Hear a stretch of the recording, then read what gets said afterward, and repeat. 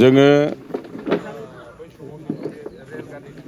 गसाइगाव जिल्ला BPF राजखान्थि हान्जानि आफादगिरि जानानै आङो गिबियाव जोंनि जन्डुवार समस्तिनि MCLA मानगोनां उइलियाम नार्जारिखौ आं जिल्ला कमिटि BPFनि जानानै आङो साबायखर आरो हामबायनो बिथांखौ मानोना बिथांनि नाजानायाव दिनै जोंनि बे बनगाव गामियाव जोनोम मोननाय सासे बर'नि पालवान होनना बुंब्लाबो जों सरासनस्रायै बुंब्लाबो रायजो राजाफ्रा बुजियो आरो आसामनिनो सासे जौसिन मानसि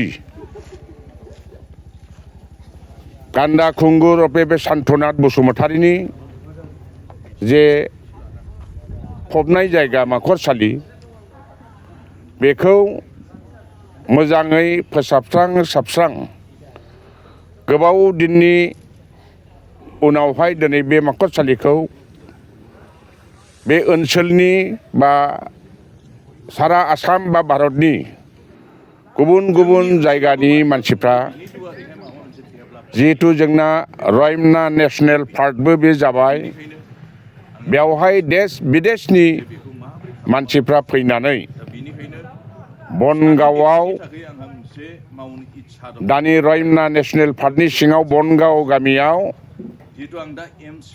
बर' जातिनि बिमानिफ्राय सासे सान्थनाथ गलदं होननाय मुंनि सासे बोलोगोरा अर्थात बिर जोहोलाव बादि जोनोम जादोंमोन। बेयो इसिबां गोजौ जेनेबा 7 फुट 2 इंचि आरो जोबोद जोङो सिनेमाफ्राव जेरै दारासिं होननानै पालवानफोरखौ जों खोनायो बेफोरबादि पालवान बोलोगोरा टाइपनि सासे बोगदाद जोहोलावनि हाखरसालिखौ दिनैहाय उइलियाम नार्जारिनि नाजानायाव जाफुंसारै लुफुंनानै बे न'खरनि फंबाय आरो बेवहाय बा न'खरनि जाथि खुरमा आरो रायजो राजाखौ लाफानानै बेखौ आनुষ্ঠাनिक भाबै आंनि आखाइजों रिबन हास'नानै रायजोनि नुजाथिनायनि थाखाय बा दर्शनार्थिनि बयबो नायनांगौनि थाखाय बेखौ बेखेवनाय जाबाय आरो बे बेखेवनायनि लोगोनो बावहाय जाहाथे दिनैनिफ्राय बयनिबो नोजोरा जाहाथे गोग्लैयो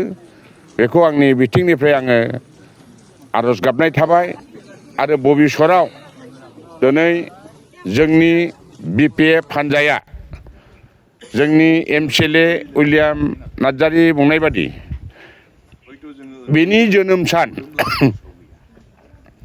जेनेबा 10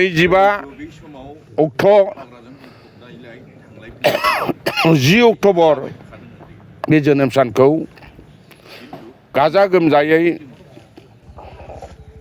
फैगोन बोसोराव जाहाथे बिनि जिउ जारिमिना आरो गोसारो बिनि उद्देश्य बेखौ जोंनि BPF हान्जानिफ्रायनो रासुवा भाबै बेखौ खुंनाय जागोन। बेखिनिखौ दिनै बुंथिनाय जाबाय न'खरनि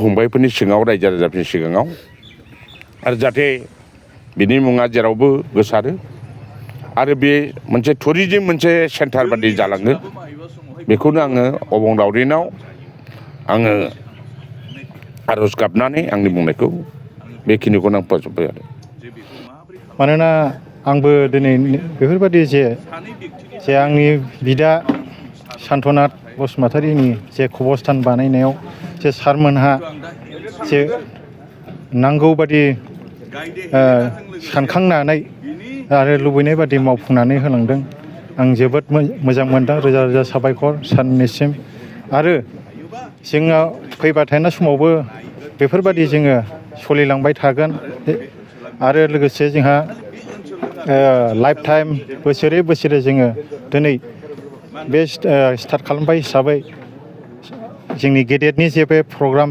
थैनाय सानखौ जोङो फालिलांबाय थागोन बेखौ जोङो रायजो राजा आरो जाथि खुरमा गावमायै जोङो लोगो नांनानै जोङो मावलांबाय थासिगोन। सोर बानायनानै होखो? दा बेखौ जोंना सार जोंनिनो दानि रलिं जोंनिनो बिटिसिनि MCLA सार उइलियाम बिथाङानो बानायना होफैदों। खुब मोजां, बेनि थाखाय रोजा रोजा साबायखर सारनिसिम। आरो दा आं मा बुंबावनो। बेयो जेनेबा नोंनि बे बिदा सन्त्रनाथ बसुमतारी, बेयो जेनेबा माबायदिमोन? जौग्लां देबलां माबायदि?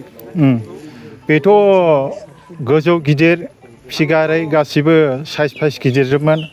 ओरैबायदि सक्तिशालि बोलो गोरा आरो गेलेनाय बारनाय जानाय लोंनाय खामानि मावनाय दांनायाव आखा फाखा आरो मावनो मोजां मोनोमोन। रंजानाय बाजानाय बैसागु बिदिनो फोरबो बेफोरखौबो मोजाङै मावलाङोमोन। आरो न'खरनि साफ्रोमबो जोङो जाथि खुरमा बा दादा भाइखौ अनसोगारोमोन। बे आरो जों खोनानो मोनो गिलिर मुवा थिखोनो हायोमोन होननानै, बे बेसेबां सैथो? बे नंगौ, सैथोआनो। माने बियो बेफोरबायदि जेन'बा माइ बाननाय मानाय बेखौ हारसिङैनो जेनेबा 2 मन 3 मन खरि बानोमोन आरोखि।